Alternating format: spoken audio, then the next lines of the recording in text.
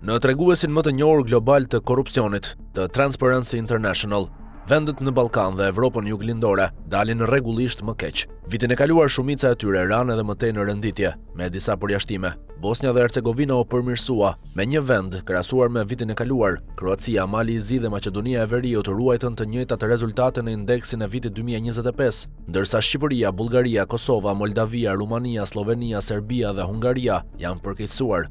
Çdo pranverë, organizata jo qeveritare TI publikon raportin e saj të korrupsionit. Megjithatë, është pothuajse e pamundur që një OJQ të ofrojë prova të pakundërshtueshme të korrupsionit.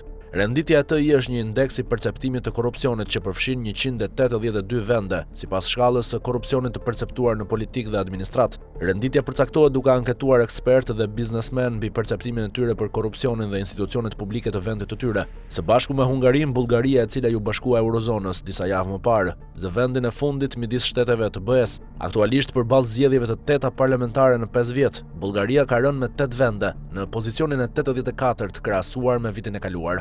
Fshinji i saj verior, Rumania, në vendin e 70 dhe Kroacia në vendin e 63, shënojnë më mirë, ndërsa Slovenia është më e mira në klasën e saj, midis vendeve të BE-s juglindore, në vendin e 41. Në vitin 2007, kur Bullgaria dhe Rumania ju bashkuan BE-s, kishte dyshime nëse ato ishin të gatshme për këtë hap. Në veçanti, korrupsioni i përhapur dhe mungesa e respektimit për sundimin e ligjit shkaktuan shqetësim. E njëjta pyetje lind përsëri në lidhje me kandidatët për antarësimin në BE, Shqipërinë, Bosnjë dhe Hercegovinën, Kosovën, Malin e Zi, Maqedoninë e Veriut dhe Serbinë, nga rajoni i Evropës juglindore. TI u jep vetëm 2 prej tyre kandidatëve një vlerësim më të mirë për korrupsionin sesa Bullgaria, ndërsa Maqedonia e Veriut renditet gjithashtu në vendin e 84, Kosova renditet në vendin e 76 dhe Mali i Zi 65. Shqipëria, një kandidate në krye të procesit të pranimit në BE së bashku me Malin e Zi, renditet e 91 në indeksin e perceptimit të korrupsionit, 7 vende pas Bullgarisë, e ndjekur nga Bosnia dhe Hercegovina në vendin e 109 dhe Serbia në vendin e 116. Kohët e fundit, serbët dhe veçanërisht shqiptarët e kanë bërë shumë të qartë se sa të korruptuara i perceptojnë institucionet publike të vendeve të tyre,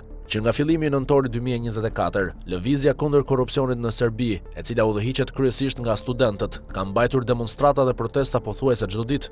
Ajo e konsideron korrupsionin dhe keq menaxhimin shtetëror përgjegjës drejt për drejt për vdekjen e 16 personave në shembjen e tendës të një stacion treni në Novi Sad. Ndërkohë ata kanë detyruar regjimin autokratik të presidentit Aleksandar Vučić të bjerë dakord të mbajë zgjedhje të parakohshme parlamentare. Megjithatë, data nuk është caktuar ende. Ministri i Kulturës së Serbisë, Nikola Selaković, është aktualisht në gjyq.